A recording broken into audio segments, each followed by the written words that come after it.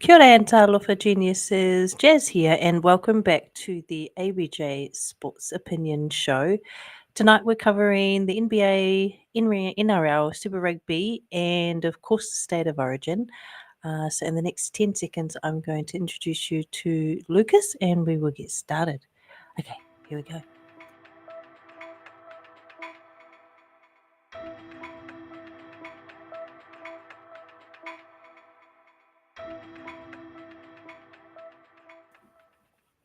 Good evening and welcome to the Abj Sports Opinions show.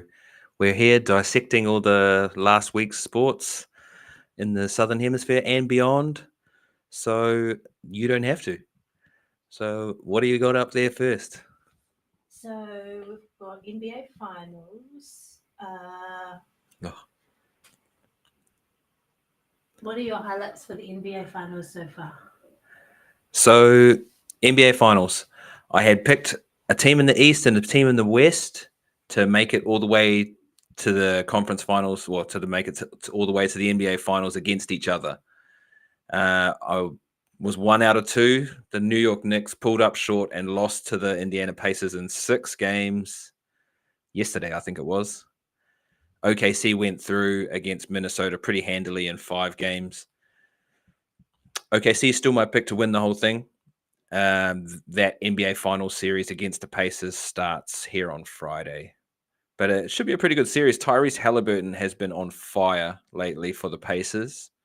It's kind of a one-man team versus another one-man team with Shea and Tyrese Halliburton. They both get really, really good support. Don't get me wrong. They're not one-man team, but should be a good final series. I do think that Shea and the OKC Thunder should take the whole thing. That's just my pick. They've been my pick since halfway through the season. He won MVP, and now they just need to get the ring to go with. So, yeah, NBA is coming to a close, but it's really just winding all the way up. And OKC's, I'm pretty sure they've never won a championship, if I'm not mistaken. So looking for their first ring, be huge for Oklahoma if they can do it. So watch this space. It's pretty much all for yeah. So that's just saying when the 7 series starts for the NBA Finals, which is this Friday, and it looks like the Thunder are at home. Home advantage being a big thing. I'm not really sure how they calculate who goes back and forward. Like sometimes they'll play 2 games at one place and then 1 game at another place, and I don't know. It's all very complicated, but it adds to the show and the spectacle. All right, what's next? So we've got the NRL. How bad is a Richard Barnett injury for the New Zealand Warriors? Mitch Barnett. The Mitch Barnett injury for the Warriors, unfortunately, is not good at all. It's season ending. That's all I really saw. Just as soon as you see that it's really bad news and that 2026 is when he's projected to be back, not a good sign. So he landed awkwardly on his knee just while making a routine tackle, and looks like it's probably ACL if it's the whole season. But unfortunate for him, that also rules him out of Origins 2 and 3. So the Warriors don't usually have a lot of players playing Origin because we don't have a lot of Australians who come across. And then those Australians haven't performed well enough to play Origin in the past, apart from a very select few, like the Steve Price and Kevin Campion. Not so many who play for New South Wales, but Mitch Barnett, he absolutely deserved his jersey this year. And unfortunate that he gets injured right at the time when he should be, staking a claim for higher honours or really pushing his team up into the finals. So the Warriors will have to trudge on without him. And now there's heaps on James Fisher-Harris, and the rest of the boys in the prop rotation are really going to have to step up. I think Dimitrik will probably get a lot more minutes. Maybe they'll bring back Bunty for a bit of punch. He needs to play more minutes. I don't know if he has them in him. It's hard to tell. They use him sparingly, and I'm not sure if that's because he can't do it or because they don't want to lessen his punch. It's hard to say. I'm glad that the Warriors did get the win, though. Like that is the main thing on the day, that they scraped through and got the 2 points against the Rabbitohs.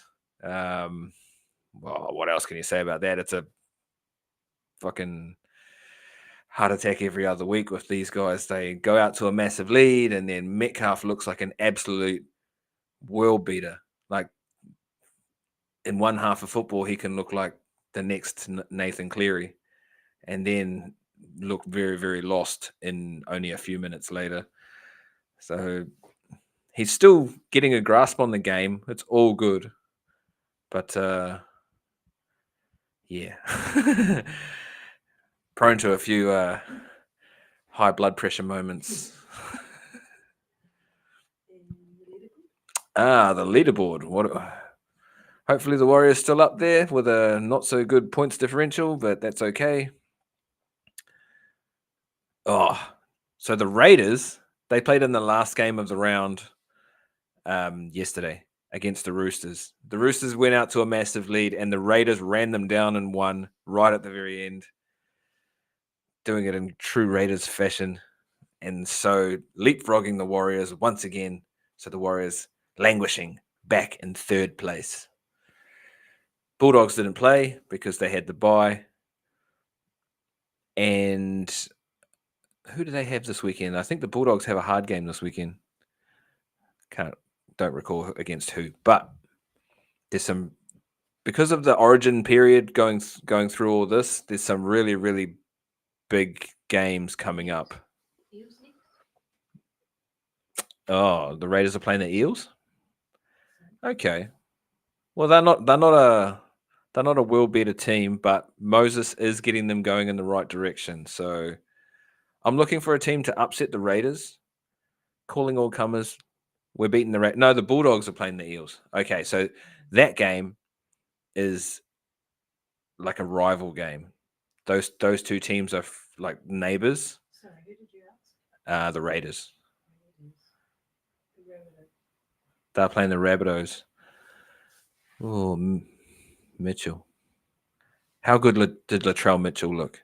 He was so good for the Rabbitohs against the Warriors. He almost won them the game on his own. He's an absolute beast. It's a pretty good looking leaderboard from a Warriors fan's perspective. All the teams that you don't want coming up your ass, apart from Melbourne, the Panthers aren't there. Some of the teams aren't playing as well as they could be.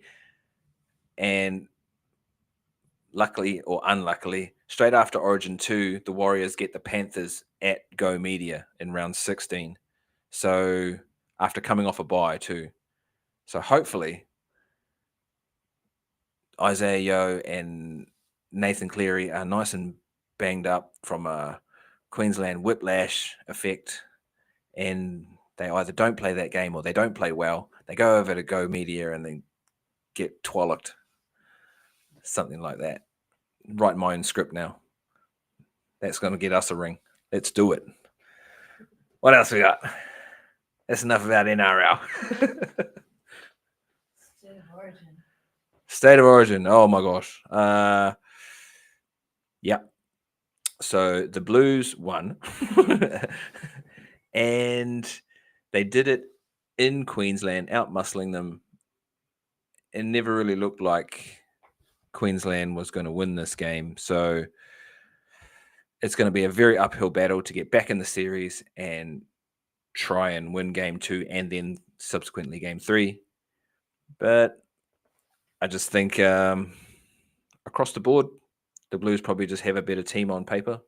And in this one particular game, it transferred over to a much better oh my gosh.